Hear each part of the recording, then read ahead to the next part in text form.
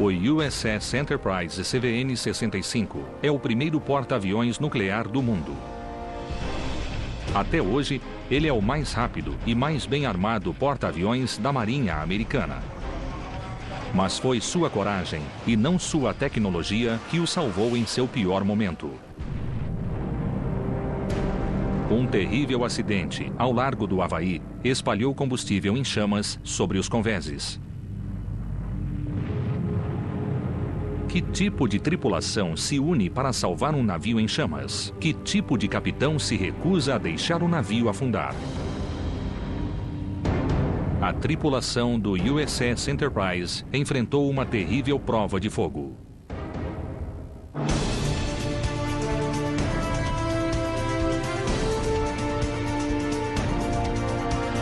Naves heróicas, USS Enterprise.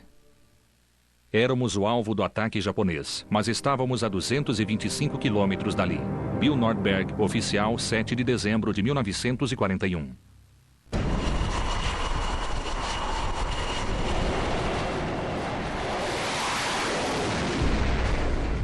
Porta-aviões carregam uma mistura explosiva de combustível de avião, oxigênio e fluidos hidráulicos. Estão cheios de material bélico, de balas de canhões a bombas e foguetes. Tudo isso guardado nos convéses superiores faz de cada avião um desastre em potencial caso algum movimento gere uma reação que provoque fogo.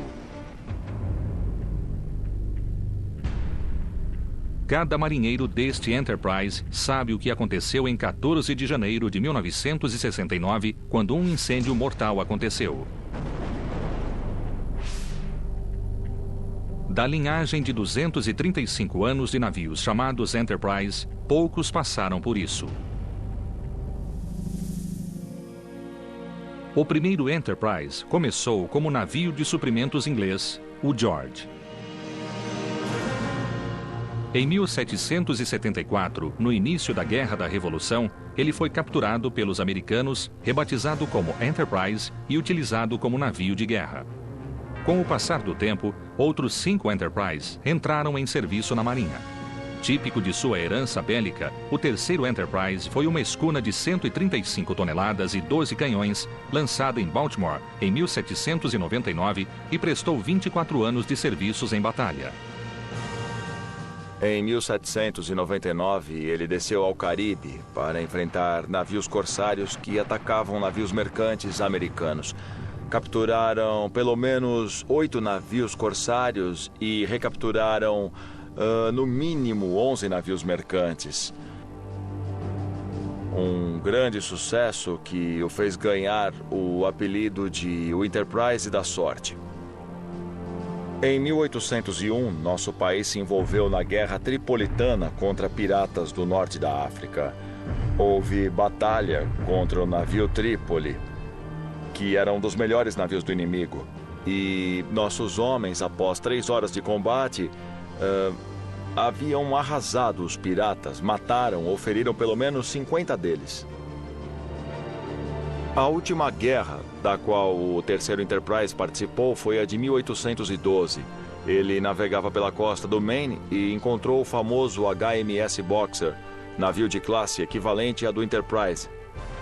Os navios começaram uma longa batalha da qual os 2 capitães saíram mortos. Mas o Enterprise venceu, capturou o Boxer e navegou até Portland, Maine com ele. E os 2 capitães eram muito respeitados por suas forças e tiveram um funeral conjunto. O 7º Enterprise foi um porta-aviões da classe Yorktown. Sua matrícula foi CV6. A própria palavra Enterprise conota iniciativas ousadas e riscos. E não deve mesmo haver definição melhor para descrever a vida do porta-aviões Enterprise CV6. No ano de 1934, começaram a construir tanto o Yorktown quanto o Enterprise, nas instalações de Newport News. 1934, estaleiros de Newport News, Virgínia. Este Enterprise tinha 247 metros de comprimento e 35 de largura no convés de voo.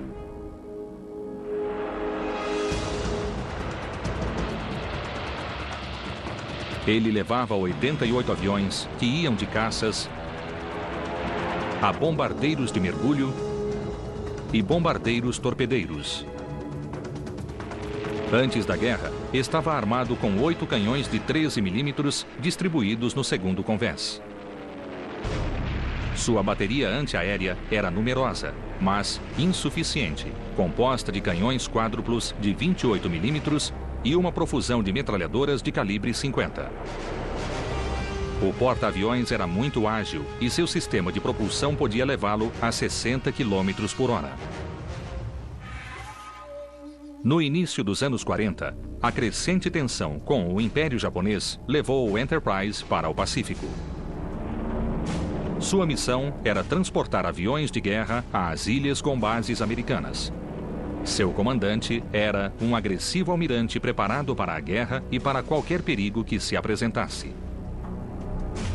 O almirante a bordo do Enterprise era William F. Halsey.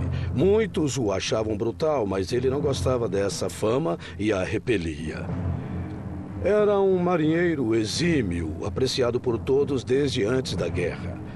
Ele não tinha dúvidas do que iria acontecer. Sentiu que os Estados Unidos e Japão entrariam em guerra e que aconteceria logo. A última missão do Enterprise antes do ataque de Pearl Harbor foi levar 12 aviões da Marinha à ilha Wake. Antes de sair do porto, Halsey deu ao capitão Murray com toda a clareza o que ficou sendo conhecido como a primeira ordem da guerra, que aquela não seria outra viagem só para entregar aviões. Todos deviam estar prontos e, se vissem qualquer coisa com a bandeira japonesa, deviam atacar, deviam se defender. Então, Bill Halsey entrou em guerra em 28 de novembro de 1941.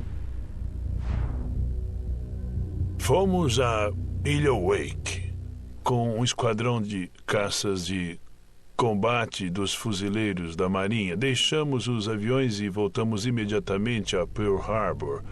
No dia 3 de dezembro, entramos numa tempestade terrível. Todos ficamos desapontados por não poderem voltar a tempo para a licença de sábado à noite, porque a chegada estava prevista para domingo de manhã, 7 de dezembro. O Enterprise se aproximava de Pearl Harbor, vinda de oeste, sem saber que a força-tarefa japonesa se aproximava também à mesma distância, mas por norte. Os japoneses só tinham 6 porta-aviões, mas eles lançaram cerca de 360 aviões sobre Pearl Harbor.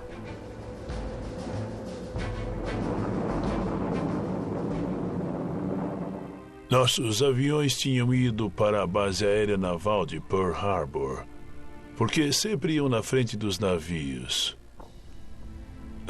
Muitos foram atacados e vários foram abatidos aquele dia, por fogo antiaéreo amigo ou por aviões japoneses. Antes do fim do dia, o Enterprise tinha perdido 9 aviões e 6 pilotos tinham sido mortos.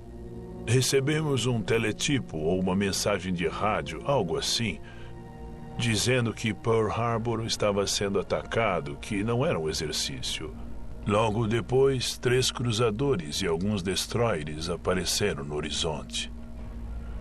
Nosso oficial executivo nos mandou olhar para lá, dizendo que aquilo era o que restava de nossa frota depois que os japoneses tinham feito. Nós ficamos muito abalados naquela hora. Saímos para procurar os inimigos, mas é claro que não vimos nada porque eles tinham ido embora.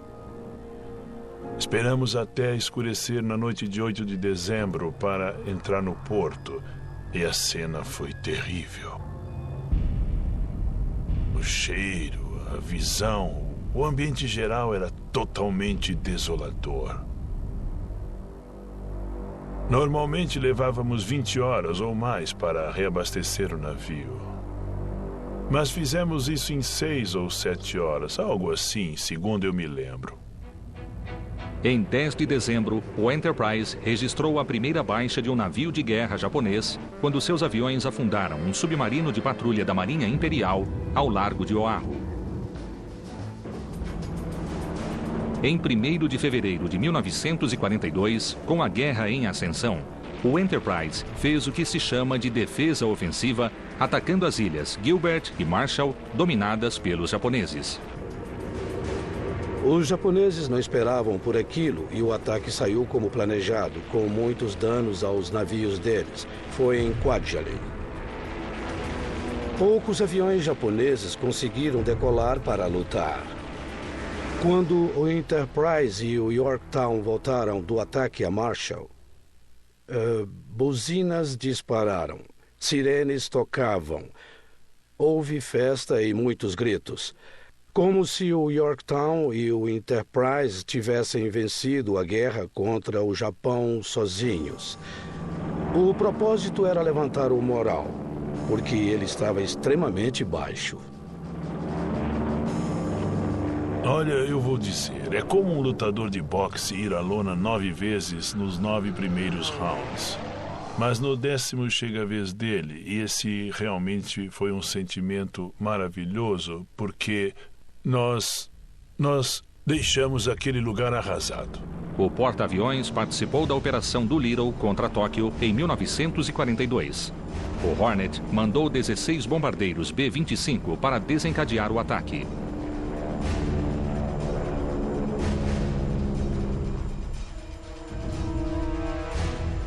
O Enterprise e seu contingente de aviões deram toda a cobertura aérea à força-tarefa americana. O pequeno ataque foi pouco mais do que outra vitória moral, mas em poucas semanas, o Enterprise estaria no coração da batalha decisiva da Guerra do Pacífico.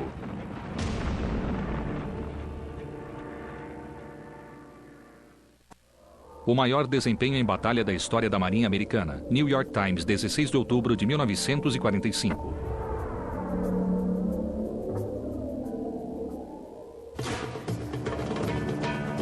Em 3 de junho de 1942, o Enterprise era um dos 3 porta-aviões americanos em ação e se preparava para lançar um ataque surpresa à gigantesca força-tarefa japonesa que ia invadir a ilha Midway. Se bem-sucedidos, os japoneses dominariam o Pacífico.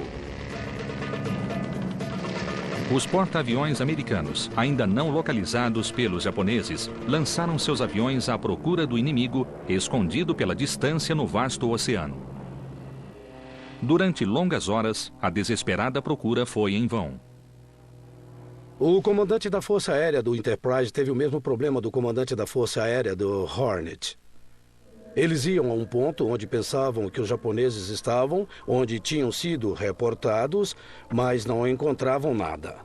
Enquanto o grupo do Hornet deu meia volta e voltou a Midway, o comandante Clarence Wade McCluskey olhou para a água para ver de onde vinha o vento. Ele sabia que os porta-aviões japoneses tinham de se virar para o vento para seus aviões decolarem ou pousarem. Então ele foi para o norte.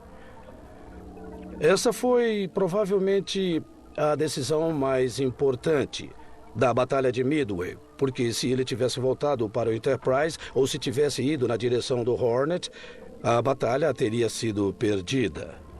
Mas como ele foi para o norte, ele percebeu que essa foi uma jogada desesperada. Ele estava começando a ficar sem combustível, mas depois de 15 minutos avistou um destroyer japonês indo para a mesma direção dele. E ele pensou que podia ficar sem combustível, mas ao menos acharia os porta-aviões japoneses para desferir um ataque. Os bombardeiros do Enterprise chegaram e começaram a atacar em 2 grupos. Um esquadrão destruiu o Akagi, que foi a nau Capitânia em Pearl Harbor, e era de novo em Midway. Os outros bombardearam o Kaga. Não só as bombas caíram sobre o Kaga, mas, por exemplo, sabemos que uma delas explodiu ao lado de um tanque de combustível. E além da explosão da bomba, o tanque foi pelos ares também. No Kaga, uma das bombas caiu perto de uma pilha de torpedos que haviam sido tirados dos aviões enquanto eles eram rearmados. E o Kaga ficou em chamas. Novembro de 42, costa de Guadalcanal.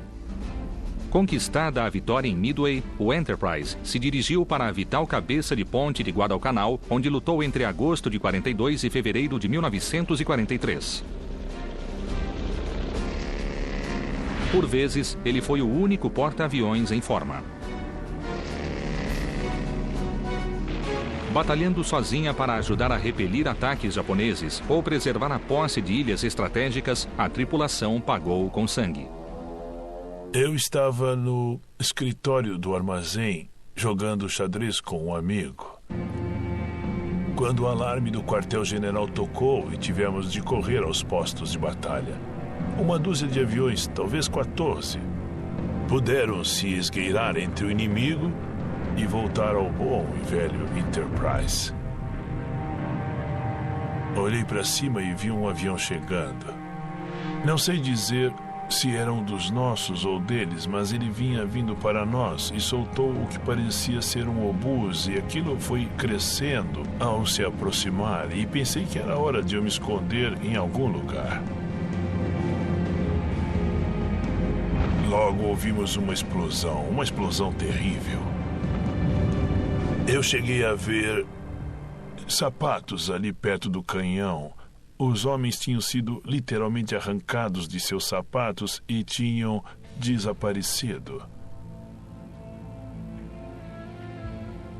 No dia seguinte tivemos uma cerimônia fúnebre e, claro, muitas lágrimas foram derramadas quando deram o toque e os corpos foram postos nos sacos de lona carregados com balas de canhão e lançados ao fundo do oceano. Se eu bem me lembro, 73 homens perderam a vida aquele dia no navio.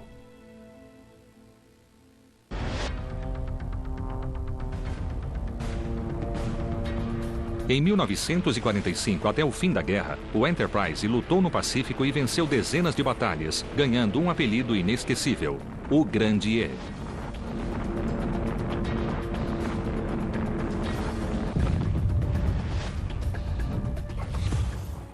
Setembro de 1945, Porto de Nova York, a festa do retorno. Mas o tempo e a tecnologia foram a ruína do velho navio de guerra. Ele não estava destinado a durar muito tempo. O progresso condenou o Enterprise a um destino pior do que o desejado por seus inimigos e silenciou seus aviões e armas. A Marinha percebeu que o Enterprise não teria mais vida útil no mundo pós-guerra. Seu surrado casco, projetado em 1934, não era adequado ao combate moderno e seria sucateado em 1958. Nós ficamos totalmente arrasados quando o navio teve de ser sucateado. Guardaram muito pouca coisa dele. Uma delas é seu sino, que está na Academia Naval de Anápolis. E é tocado sempre que a Marinha derrota o exército no futebol, eu acho. Eu amei o navio naquele tempo e com certeza amo até hoje. E eu até atravessaria o país se um de meus companheiros precisasse de mim para qualquer coisa. O orgulhoso nome Enterprise desaparece do rol da Marinha, aparentemente para sempre. Mas 2 anos depois, ele renascerá e com sua nova matrícula, CVN 65, será o maior e mais espetacular vaso de guerra de todos os tempos.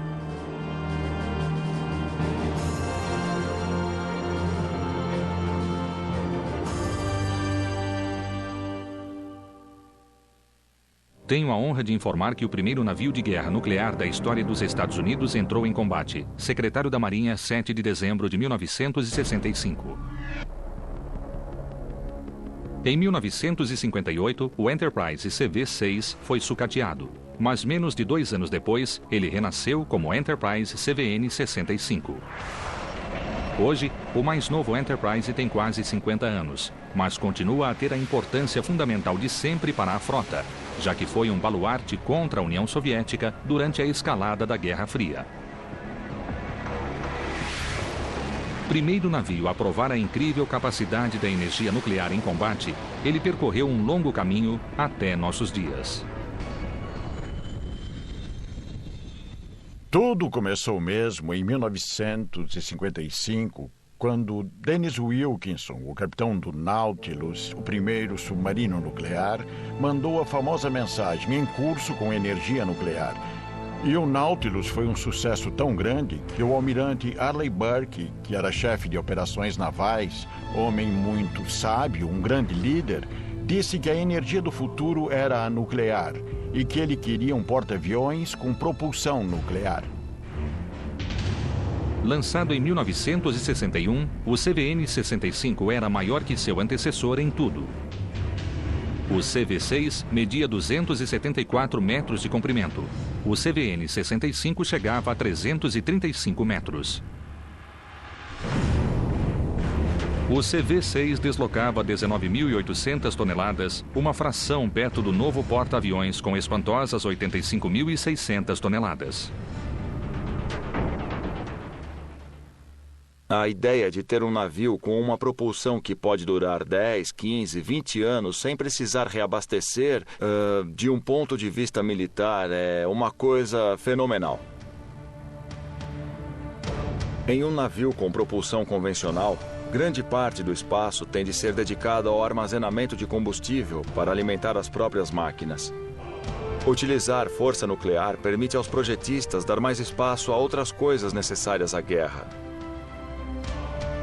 A construção foi revolucionária e custou 451 milhões de dólares. O navio mais caro da história. Mas por ser tão caro, a Marinha decidiu não fazer mais nenhum navio assim. Em meados dos anos 60, o Enterprise enfrentou o seu primeiro desafio. A luta no Vietnã se intensificou e os Estados Unidos enfrentaram um combate aéreo ao longo da costa, tão longa que as bases aéreas americanas do Sul não alcançavam objetivos distantes. Era preciso usar porta-aviões na costa norte. Soubemos que as coisas não iam bem no Vietnã e o chefe de operações navais, Almirante MacDonald, disse que mandaria o Enterprise porque ele era o mais poderoso navio da frota. O Almirante MacDonald fez uma coisa inteligente ao colocar o Enterprise em combate. Poderíamos medir exatamente o desempenho do porta-aviões em situações reais e não com analistas de sistemas que simulavam cenários possíveis. Tiraram vantagem do que o porta-aviões oferecia, por exemplo, um convés maior, e o Enterprise podia levar 90% mais combustível e 50% mais munição aérea do que o América, o melhor porta-aviões convencional. E a Marinha nos carregou com 2 esquadrões de Phantom F-42 e 4 esquadrões de Skyhawks A-4. No dia 2 de dezembro de 1965, o almirante encarregado mandou uma mensagem dizendo ao secretário da Marinha: "Tenho a honra de informar que o primeiro vaso de guerra nuclear da história dos Estados Unidos entrou em operações de combate."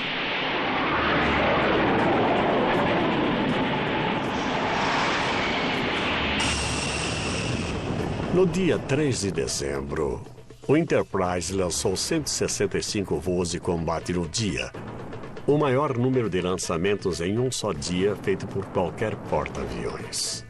E o recorde não foi batido. Mas o Enterprise logo iria descobrir que a grande mobilização possibilitada pela tecnologia cobraria das pessoas seu alto preço. Uma noite eu não vi o que estava fazendo e entrei entre 2 cabos. Eles esticaram e eu fui apanhado. Eu não pude sair. Tínhamos uma pequena lanterna com uma luz vermelha que acenei para mostrar que estava preso, mas o avião estava acelerando. Se não tivessem me visto e não tivessem me socorrido, eu teria sido arrastado pelo avião e acho que teria sido meu fim. Eram 9, 10, 11, 12 meses por ano. No mar, nós voávamos assim por 30 dias em seguida.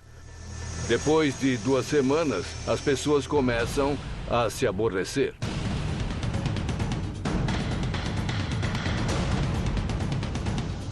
Começam a ficar mal-humoradas.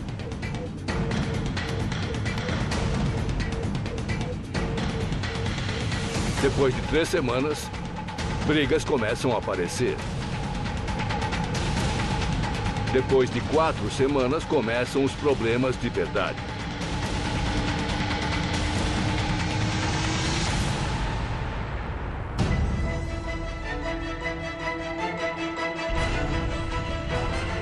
Mas o primeiro e último porta-aviões nuclear impressionou os oficiais do Pentágono. O Enterprise deixou sua marca, mas a provação no Vietnã estava longe de terminar.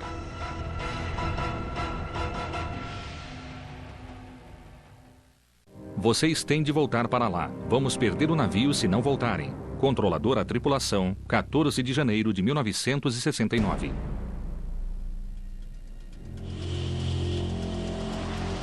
No início de 1966, o Enterprise estava em Yankee Station, o mais setentrional destacamento da Marinha, a fazer voos de reconhecimento. Treinamos trabalhar em conjunto, vietnamitas e militares americanos no Vietnã do Sul. E fomos para cima, para Yankee Station. E logo nós fizemos ataques maciços. O primeiro deles sobre uma usina elétrica nos arredores de Dong Hai. Usina elétrica, arredores de Dong Hai. Seguido de um segundo ataque sobre a ponte Hai Dong nos arredores de Hanoi. Ponte Hai Dong, arredores de Hanoi. As bombas vinham dos navios de abastecimento por helicóptero. Eram postas no convés e carregadas nos aviões. Era um pesadelo logístico. Os militares nunca perceberam o tremendo aumento de poder de fogo que a energia nuclear trouxe. 2 minutos antes do lançamento, eles acionavam o reator nuclear e o Enterprise parecia uma lancha. A popa abaixava, a proa subia e ele acelerava. Quando alcançava 60 km por hora, a proa tornava a baixar e isso em 2 minutos. Nenhum navio no mundo podia fazer uma coisa dessas. Mas o Enterprise tinha seus pontos vulneráveis. Até hoje, a tripulação treina constantemente para combater o pior pesadelo de qualquer navio: o fogo. Se tivéssemos um incêndio, ou se fôssemos a um cenário de combate, ninguém conseguiria ver a diferença entre aquilo que fazemos normalmente, como rotina, e o que fazemos num cenário de combate. Não há diferença. Mas, em 14 de janeiro de 1969, o Enterprise passaria por uma prova de fogo que poderia suplantar qualquer treinamento.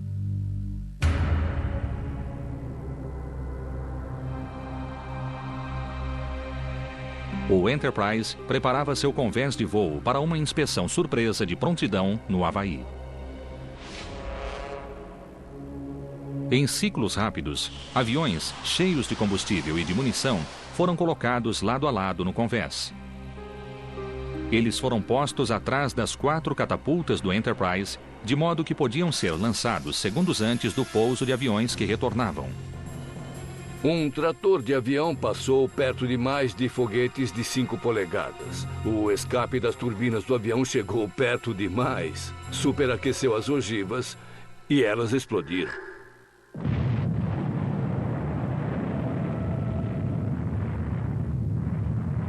Eram ogivas de 5 polegadas.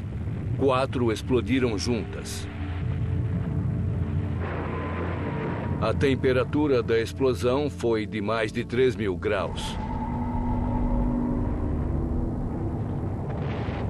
E nós ali, com as mangueiras, tentando fazer alguma coisa. Os aviões ficaram perfurados com fragmentos da explosão. E o combustível se espalhava pelo convés em chamas. O capitão tentou colocar o porta-aviões na direção do vento para que as chamas fossem para a popa. Aquilo fez a fumaça subir e encobrir o sol. Parecia o dia do juízo, tudo ficou escuro. E as bombas começaram a explodir.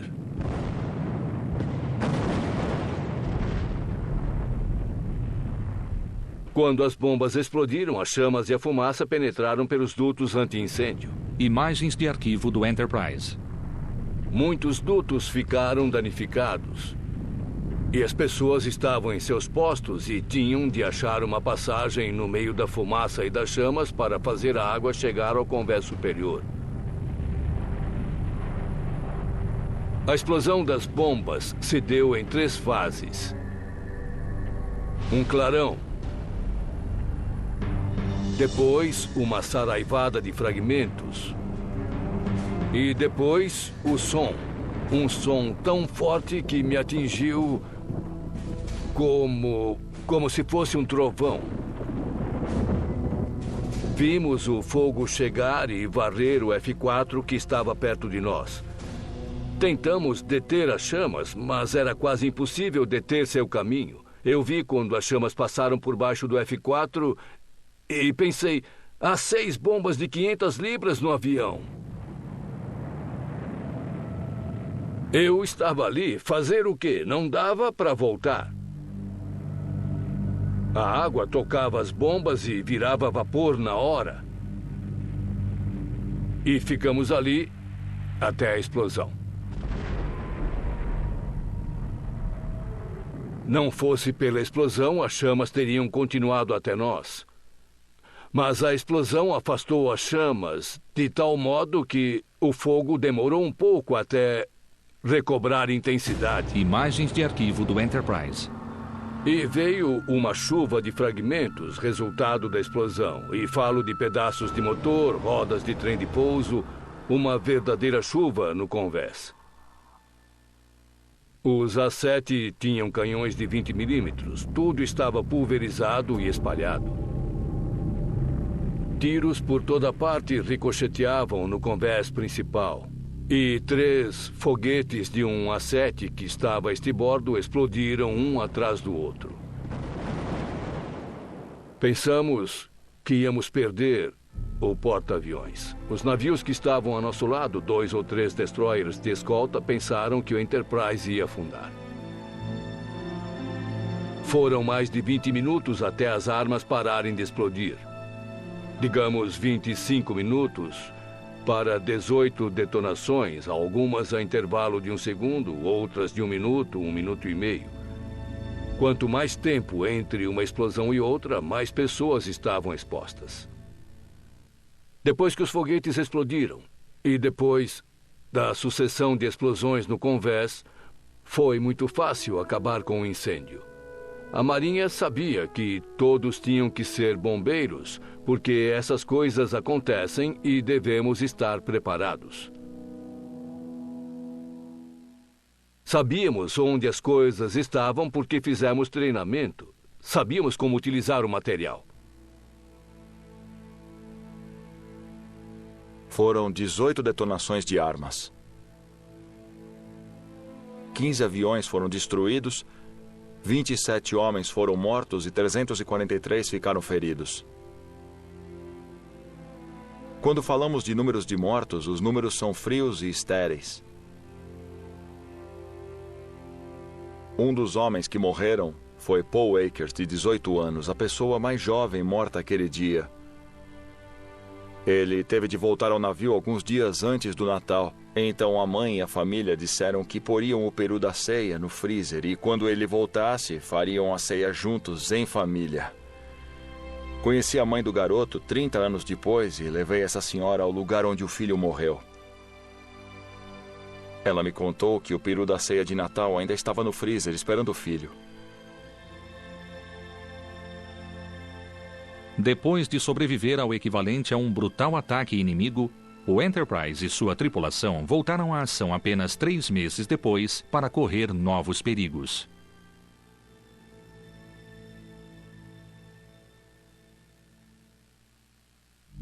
Não me preocupam os sentimentos de cada indivíduo. Prefiro cuidar da vida de todo o pessoal. Controlador Aéreo 2007. Depois de reparar os danos resultantes dos incêndios de janeiro de 1969, o Enterprise iniciou uma série de desgastantes missões aéreas sobre o Vietnã.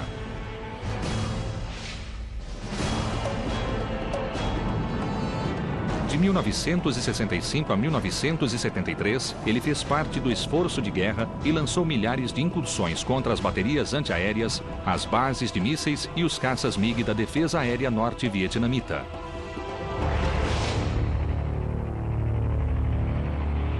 Durante o serviço no Vietnã, o Enterprise lançou milhares de voos de combate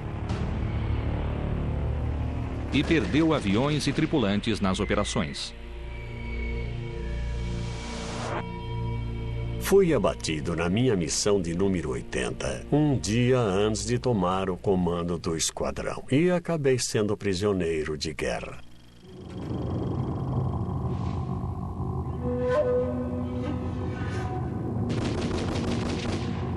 Fui atingido. Fiquei sem controles. O avião ficou em chamas. Subi, tentando me preparar para me ejetar e ser recolhido na água. Nesse momento, eu tentei desligar e fazer tudo manualmente, mas meu avião saiu totalmente de controle. Só me restava ejetar.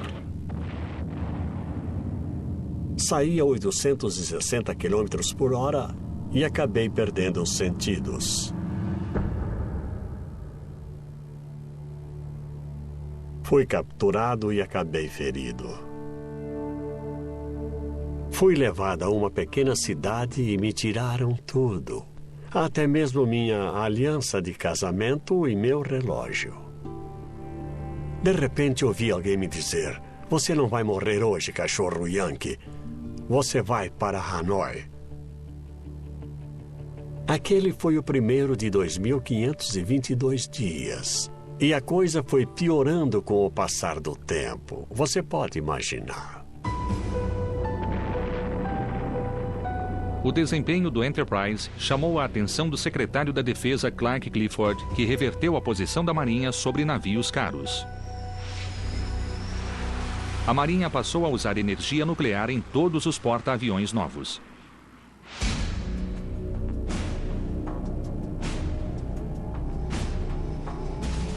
Nos anos pós-Vietnã, o Enterprise parecia ter perdido as condições de combate.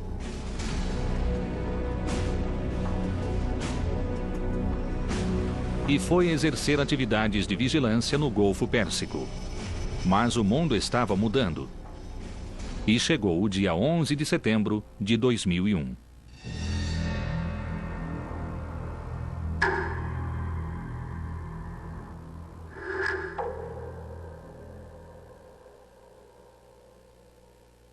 Na manhã de 12 de setembro, tínhamos 2 porta-aviões da Marinha Americana com toda a sua escolta ao largo da costa sul do Paquistão.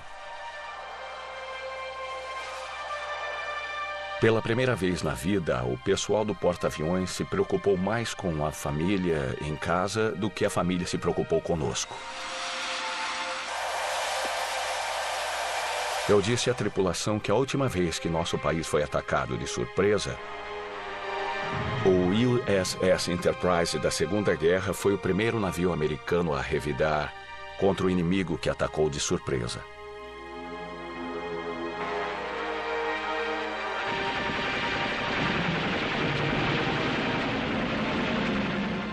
Teríamos a oportunidade de fazer a mesma coisa. Estávamos no mar e outra vez nosso país foi atacado.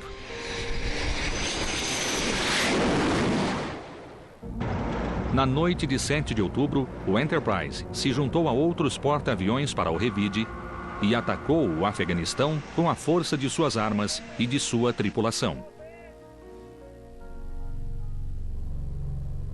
Foi um privilégio ser ponta de lança, digamos, e ter a oportunidade de atacar em nome da liberdade e em nome do país.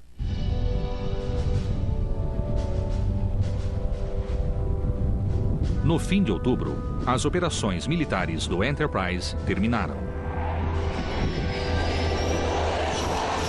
Ele fez o longo caminho de volta, alheio à inesquecível recepção que o aguardava. É sempre um evento que emociona um porta-aviões voltar para casa com 5.000, 6.000 marinheiros e as famílias no pier esperando. Esse evento foi muito especial. Foi como entrar num estádio de futebol com a multidão aplaudindo o navio que atracou. O Enterprise ainda está aí e fez 2 incursões militares desde que estou no comando. Certamente esta plataforma está cansada, velha e obsoleta, mas o bom dos porta-aviões é que se pode melhorar seu desempenho. Ele pode receber modernização constante. Mas o verdadeiro armamento do CVN-65 é humano, exatamente como no tempo do CV-6.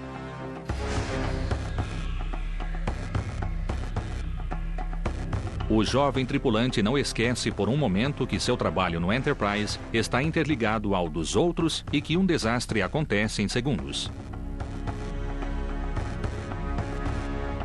Eles lidam com reatores nucleares, pousos a 300 km por hora no escuro, mares agitados, rajadas de vento violentas, cabos submetidos a pressões de milhares de quilos, enormes quantidades de combustível e toneladas de bombas e foguetes. A tripulação sabe o preço de um erro de julgamento ou um engano, e esse é um pesado fardo a carregar.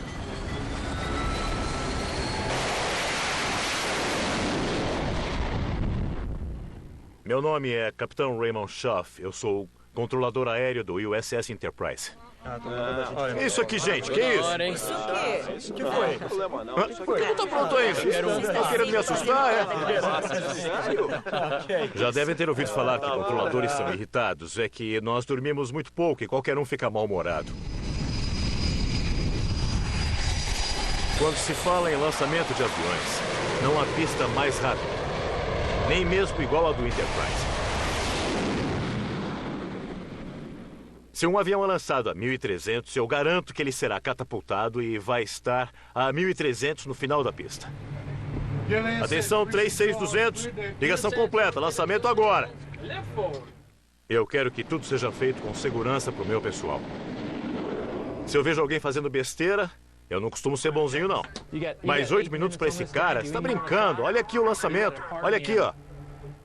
Eu não estou preocupado com os sentimentos de cada indivíduo. Eu prefiro cuidar da vida de todo o pessoal.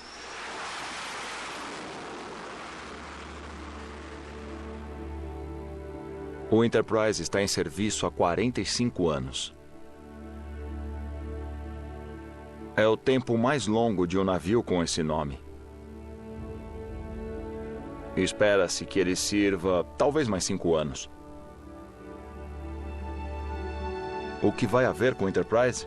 O que será feito dele quando for descomissionado? Terão de retirar os reatores quando o aposentarem. E tirar os reatores vai resultar na destruição do navio. Há uma discussão sobre torná-lo um museu, mas isso não deve acontecer por causa da maneira como devem ser tirados os reatores. Digo que o Enterprise é especial e sempre será. O privilégio de comandá-lo ficará gravado em mim para sempre. Qualquer capitão de navio a serviço de qualquer marinha tem de gostar da tripulação ou não fará um bom trabalho. É difícil deixar isso para trás. É como deixar a família. O Enterprise não é especial por causa das toneladas de aço que o compõem. Ele ganha vida por conta dos homens e mulheres que nele serviram. Desde que sobe a bordo até a hora da morte, a inexplicável ligação entre um homem e seu navio perdura.